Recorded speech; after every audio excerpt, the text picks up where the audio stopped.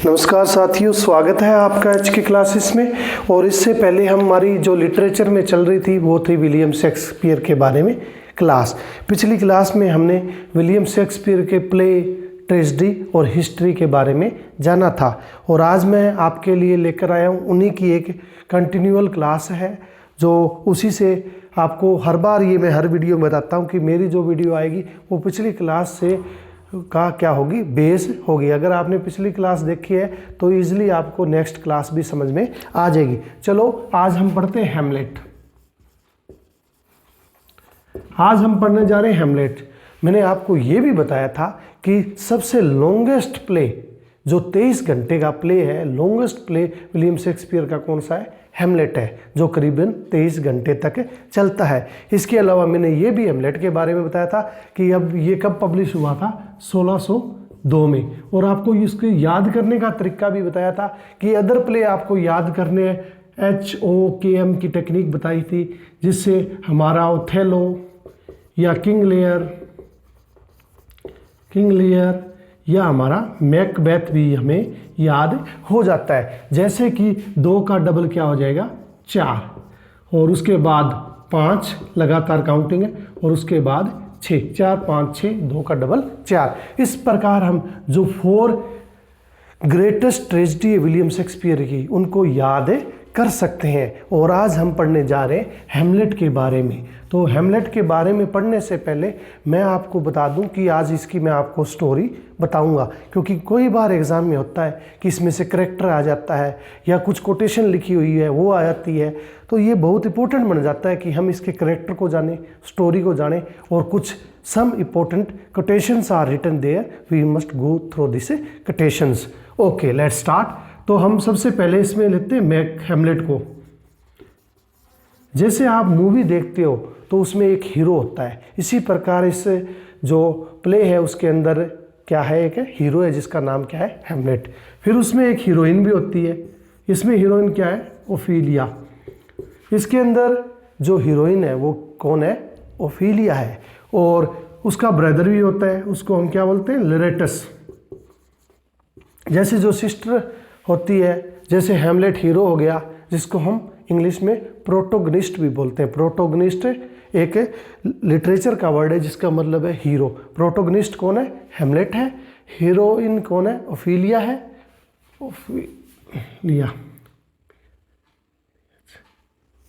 Ophelia spelling थोड़ी सी करना, Ophelia. और जो इसका ब्रदर है वो क्या है, लिरेटस है। इन दोनों के फादर का क्या नाम है, पोलोनियस क्या है इनका, ओफीलिया और लिरेटस का क्या है, फादर है। उसके बाद हम जान लेते हैं एक और, गर्ट्यूड। जो गर्ट्यूड मोरल या गर्ट्यूड है वो क्या है, हेमलेट की क्या है, मदर है। उसके बाद जो जैसे हीरो हो गया तो उसका एंटी पर्सन भी जैसे मूवी में होता है, वैसे इस ट्रेजेडी के अंदर एंटी पर्सन कौन है, क्लोडियस, किंग है क्लोडियस। ये सारी कहानी डेनमार्क के किंग के बारे में है कि जो सीनियर हेमलेट किंग था उसकी क्या कर दिया गया है, उसका मर्डर कर दिया गया है। और जब प्ले शुरू होता है, when play starts, the hero of the story Hamlet was sitting besides the grave के जो कब्र होती है उसके पास बैठा होता है। And all of sudden ghost of his father senior Hamlet appears. जो उसके पिता है जिनकी मृत्यु हो चुकी है, उनकी प्रेत आत्मा है वो वहाँ पे अपीयर होती है, यानी कि उपस्थित होती है, अचानक से प्रकट होती है। और ही आस्क हिज एवेंज और रिवेंज फॉर हिज मर्डर। और वो अपने बेटे को कहती है कि मेरी हत्या कर दी गई है और मेरी हत्या का तुमने क्या लेना है, बदला लेना है, मेरा एवेंज तुमने लेना है। तो जब वो हेमलेट पूछता है कि आपकी हत्या कैसे हुई, तो जो सीनियर हेमलेट की सोल है, गोस्ट है, वो उन्हें बताता है कि while he was sleeping in the garden his uncle poured poison into his ears. कि जब जो सीनियर हेमलेट है वो गार्डन के अंदर सो रहे थे, और उस वक्त उसके जो अंकल है किंग क्लोडियस, उन्होंने उनके कान के अंदर क्या डाल दिया था, जहर डाल दिया था, जिसके कारण हेमलेट के पिता जो सीनियर हेमलेट थे उनकी क्या हो गई थी, मृत्यु हो गई थी और अब वो क्या चाहते हैं, उनकी आत्मा चाहती है कि जो हेमलेट है वो उसके पिता की हत्या का क्या ले, बदला ले। यहाँ से फिर कहानी हमारी आगे शुरू होती है। इसी कहानी में जो ओफेलिया है वो किसकी लवर है,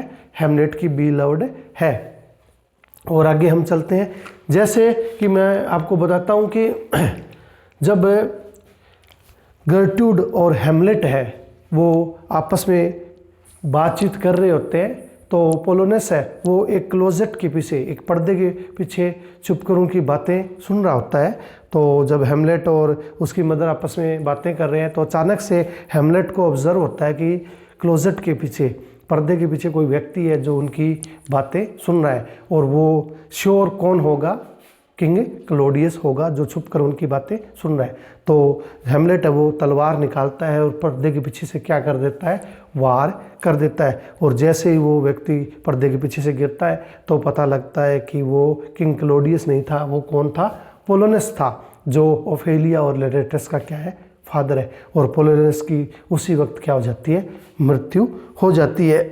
और किंग क्लोडियस है वो कुछ अफवाह भी फैला देता है कि हेमलेट है वो क्या हो गया है, पागल हो गया है, वो किसी को भी मार देता है।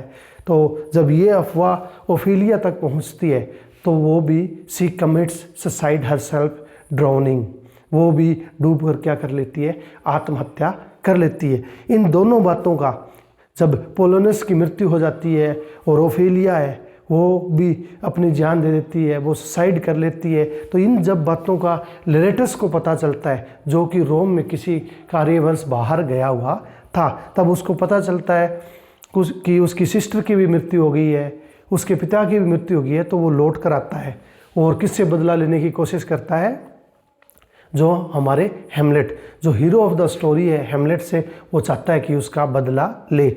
और इन सब बातों का जो किंग क्लोडियस है वो क्या उठाता है, फ़ायदा उठाता है। ही पॉइजन्ड हिज ईयर, वो उसके कान भर देता है और वो कहता है कि मैं आपकी इसमें मदद करूंगा अगर तुम हेमलेट को मारना चाहते हो, क्योंकि वो तो पहले ही हेमलेट को मारना चाहता है। और इसके बीच में वो कहते हैं कि ज़रूर। और इस प्रकार एक युद्ध ऑर्गेनाइज कराया जाता है, एक ड्यूल ऑर्गेनाइज कराया जाता है जो किसके बीच में होता है, हेमलेट और लेरेटस के बीच में, क्योंकि लेरेटस है वो अपने फादर का क्या लेना चाहता है, बदला लेना चाहता है। जब युद्ध होता है तो उसको किंग क्लोडियस लेरेटस को बताता है कि his sword is smeared with poison, his sword is poisoned with poisoned on the surface of that sword, कि स्वॉर्ड के ऊपर क्या लगा हुआ है, जहर लगा हुआ है।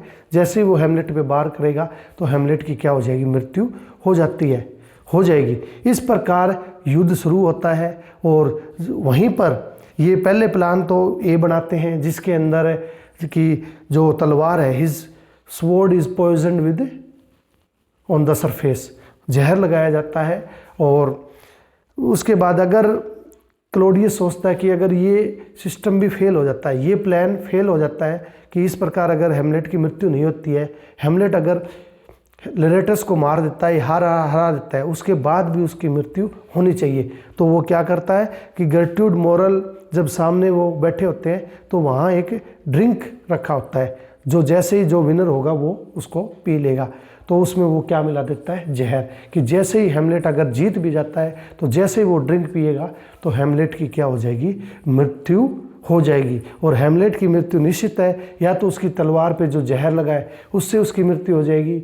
अगर ऐसा भी नहीं हुआ तो जैसे ही वो जीत की खुशी में ड्रिंक पिएगा तो हेमलेट की क्या हो जाएगी, मृत्यु हो जाएगी। इस प्रकार जैसे ही लेरेटस और हेमलेट के बीच में युद्ध शुरू होता है तो वो दोनों आपस में लड़ते हैं, जिसमें जो हेमलेट है वो काफ़ी बार जीत की कोशिश करता है कि वो जीत रहा है, वो हरा देता है लेरेटस को। पहले 2 युद्ध में तो वो उसको हरा देता है, जिससे जो लेरेटस है वो थोड़ा घायल भी हो जाता है। और इस खुशी में जो गर्ट्रूड है, जो हेमलेट की मदर है, वो उसके पास जो ड्रिंक रखा होता है उसको वो पी लेती है। जैसे ही वो पीती है उसको जहर चढ़ जाता है और वो बेहोश हो जाती है। ये देखकर हेमलेट भी थोड़ी देर के लिए युद्ध रोक लेते हैं वो, इसी दौरान उनकी आपस में तलवारें वो चेंज हो जाती है, और जैसे दोबारा युद्ध वो आपस में करते हैं तो किसकी मृत्यु हो जाती है, हेमलेट को भी तलवार लग जाती है, और जो हमारे जो लेरेटस था वो भी घायल हो जाता है। और जैसे ही उसकी मदर को जहर बहुत ज़्यादा उसके अंदर जहर आ जाता है तो वो भी बेहोश हो जाती है, और वो बताती है कि इस ड्रिंक के अंदर क्या मिला हुआ था, जहर मिला हुआ था। उधर लेरेटस भी घायल हो जाता है, वो भी बता देता है कि इसके अंदर जहर किसने मिलाया है, किंग क्लोडियस ने। वो सारे राज जो थे वो क्लियर कर देता है कि इन सब कॉन्स्पिरेसी, इस षड्यंत्र के पीछे कौन है, किंग क्लोडियस है। और इस जब हेमलेट को इन बातों को पता चलता है तो वो भी घायल होता है। वो किंग क्लोडियस को उसी वक्त कहता है कि जो बचा हुआ ड्रिंक है वो कौन पिएगा, किंग क्लोडियस पिएगा। वो किंग क्लोडियस को पकड़ लेता है और वो जहर उसे पिला देता है। इस प्रकार सभी कैरेक्टर्स की इसके अंदर क्या हो जाती है, 1 बाय 1 मृत्यु हो जाती है। और मरने से पहले हेमलेट जो होरेशियो होता है, उसका फ्रेंड होरेशियो होता है, उसको डेनमार्क का किंग घोषित कर देता है। इस प्रकार ये ट्रेजेडी है, एक ब्लड ट्रेजेडी है, जिसके अंदर खून के बाद क्या किया जाता है, खून किया जाता है। इसमें मर्डर, ब्लड सीन और सुपरनेचुरल एलिमेंट्स ट्रेजेडी के अंदर दिखाए जाते हैं।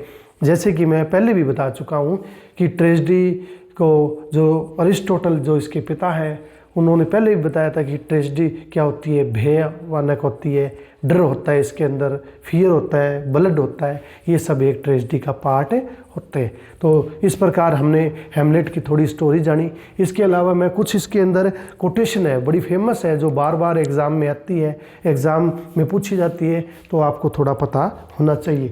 सबसे पहली है frailty thy name is human, frailty the name is human. ये कौन कहता है, हेमलेट कहता है। जब हेमलेट को पता लगता है कि उसके पिता के मर्डर में किसका हाथ है, उसकी मदर का हाथ है, तो उसको बड़ा झटका लगता है और वो कहता है फ्रैलिटी थे नेम इज़ वुमन, कि जो महिलाएं हैं वो ही क्या होती हैं, वीकनेस होती है। इंसान की कमज़ोरी क्या है, महिला है। महिला है वो बड़े बड़े राजाओं का, महाराजाओं का क्या करा देती है, मर्डर, जैसे रोमियो या जूलियट है। तो फ्रैलिटी थे इज ह्यूमन, इस कोटेशन का कौन प्रयोग करता है, हेमलेट करता है। दूसरा है टू बी और नॉट टू बी। बहुत बार एग्जाम में ये पूछा जाता है कि ये कोटेशन कौन से ट्रेजेडी से ली गई है या कौन से प्ले से ली गई है, तो ये कौन से है, हेमलेट से। टू बी और नॉट टू बी का मतलब है कन्फ्यूज़न में, कि जब वो अपने अंकल, उसके पिता कहते हैं कि मेरी हत्या का बदला लो, तो वो श्योर हो जाता है कि वो हत्या का बदला ज़रूर लेगा, लेकिन वो उसे मारने में असक्षम है, उसे मार नहीं पाता है। और ऐसा ही घटना भी एक बार होती है, जब वो प्रार्थना कर रहा होता है तो अचानक से वो उसको मारना चाहता है, लेकिन उसे पता लगता है कि बाइबल के अंदर लिखा गया है अगर वो किसी व्यक्ति को प्रार्थना करते हुए मारेगा तो वो वहाँ जाएगा, स्वर्ग में जाएगा, तो वो उसका मर्डर नहीं करता है। इसके अलावा बहुत जगह हम देखते हैं कि वो किंग क्लोडियस को मार सकता था, लेकिन वो उसे मार नहीं पाता है, वो कन्फ्यूज़न में रहता है। और इसके अलावा थोड़ा और हम ओडिपस रेक्स से भी, जो ओडिपस रेक्स है कॉम्प्लेक्स, उससे भी हम थोड़ा उदाहरण, जैसे D.H. लॉरेंस ने ओडिपस रेक्स को कॉइन किया है या उसके बारे में विस्तार पूर्वक बताया कि जो हमारा हेमलेट हीरो होता है उसके अंदर ओडिपस रेक्स के कुछ लक्षण थे, कि वो अपनी माता के प्रति ज़्यादा ही भावुक था। अपनी माता, अब उसने शादी कर ली क्लोडियस से, तो वो भी उसके पिता हुए, तो उसको मारने में क्या था, कन्फ्यूज था, वो उसको मारे या ना मारे, ये कहता है टू बी और नॉट टू बी। उसके बाद देखो बड़ी अच्छी कोटेशन है जो हमारे जीवन में भी बड़ी सार्थक सिद्ध होती है जब हम सोचते हैं या करते हैं। बहुत बार हमारे बूढ़े बुजुर्ग भी बोलते हैं, when sorrow come they don't come in species but they come in battalions. कहते हैं कि दुख है वो कभी अकेला नहीं आता, वो बहुत सारे दुख आते हैं, एक साथ लगातार दुख आते हैं। कोई भी व्यक्ति के जब हताश या उदास हो जाता है या उसके जीवन में दुख आते हैं तो कोई एक दुख नहीं आता, दुख की क्या लग जाती है, वहाँ जड़ी लग जाती है, दुख के ऊपर दुख आता है। तो ये कोटेशन बड़ी अच्छी लगी मुझे भी, when Soros come they don't come in species but they come in battalions, यानी कि पूरी आर्मी के रूप में आती है, दुख के ऊपर दुख आता है। बड़ी अच्छी कहावत है ये, ठीक है। इसके बाद देखें, इसके बाद जो ये दो कहावतें हैं। ये दो कहावतें हैं, ये कौन कहता है? ये पोलुनस कहता है अपने बेटे को। इसका बेटा कौन है? लिरेटस। जब वो रोम में जाता है कुछ कार्यवश, तो वहाँ बिजनेस करता है, तो उसको वो समझाता है और कहता है neither be the borrower nor be the lander, कि अगर तुम जा तो रहे हो किसी काम पे, लेकिन तुम्हें दो बातें बड़ी याद रखनी है, ध्यान रखनी है, कि ना तो आपने किसी से उधार लेना और ना ही किसी को उधार देना। क्योंकि अगर हम किसी से उधार लेंगे बाहर जाके तो उसको चुकाना काफ़ी मुश्किल हो जाएगा, उसका जो उधार है वो उतरेगा नहीं। नोर बी द लेंडर, दूसरा किसी को उधार देना भी नहीं है, क्योंकि हम कई बार ये प्रोवर्ब भी यूज़ करते हैं, give the loan enemy own, किसी को पैसा दो और अपना क्या बना लो? दुश्मन बना लो। तो कहने का मतलब यही था, पोलुनस का जब जो बेटा था लिरेटस, वो किसी कारणवश किसी काम से बाहर जा रहा था व्यापार करने के लिए रोम में, तो उसके पिता समझाते हैं neither be a borrower nor be a lender, ना तो उधार लेना है ना ही उधार आपने देना है। दोनों से क्या हो जाता है? समस्याएं हो जाती है, दुश्मन पैदा हो जाते हैं। उसके बाद एक और एडवाइस देता है, give every man thy ear but few the tongue, कि सबको सुनो सबकी और करो मन की, कि सुननी सबकी है। Give the ear to everyone but tongue to none, सुनना सबकी है, सबकी बात सुनो, लेकिन करनी किसकी है? मन की करनी है। ये नहीं कि किसकी सुनी और कुछ भी कर दिया। तो आप व्यापार से बाहर जा रहे हो, ऐसा आपने कुछ नहीं करना है। ये बातें कौन समझाता है? पोलुनस अपने बेटे लिरेटस को समझाता है। उसके बाद लास्ट आ जाती है, बहुत अच्छी है, कई बार एग्जाम में आया है। जब भी हम हाइपरबली, जो फिगर ऑफ स्पीच है हमारी, हाइपरबोल या हाइपरबली जिसको बोलते हैं, जिसमें एग्जैजरेशन यानी कि किसी चीज़ को बढ़ा चढ़ाकर बताया जाता है, तो इस फिगर ऑफ स्पीच का प्रयोग किया जाता है। और ये हेमलेट के अंदर भी हुई है। 40,000 brothers can't love as I love her. जब ओफेलिया आत्महत्या कर लेती है पानी के अंदर डूबकर और सी कमिट्स सुसाइड्स, तो उसका ब्रदर है वो दिखावा करता है कि वो उससे बहुत ज़्यादा प्रेम करता था अपनी बहन से। तो उसको जो हेमलेट है वो बताता है कि 40,000 ब्रदर्स, 40,000 भाई भी उससे उतना प्रेम नहीं कर सकते जितना हेमलेट उससे किया करता था। तो ये बड़ी बढ़ा चढ़ा कर बात की गई है। और इसको अगर फिगर ऑफ स्पीच कहें तो कौन सी हमारी हाइपरबली फिगर ऑफ स्पीच है। और इसी के साथ दोस्तों आज के लिए काफ़ी है। इसी प्रकार मैं अगली वीडियो, चाहे वो ओथेलो है, चाहे किंग लेयर है, चाहे मैकबेथ है, हमारी इसी प्रकार डिटेल में स्टडी है वो चलती रहेगी। और मेरा ऐसा मानना है कि जो हमने पढ़ा है इसमें देखो, कुछ चीज़ें मैं पहले ये लिख देता हूँ ताकि सारी चीज़ें याद रखना और उनको अरेंज करना, एक सिस्टमेटिक वे से अरेंज करना काफ़ी मुश्किल होता है। तो कुछ ना कुछ चीज़ तो हमें लिखनी पड़ती है। इसके अलावा आपको जो भी है वो हमें डिस्कशन मेथड के थ्रू कर लेते हैं। तो आज के लिए साथियों इतना ही, और आपका समय मंगलमय हो और धन्यवाद साथियों। Nice time to you.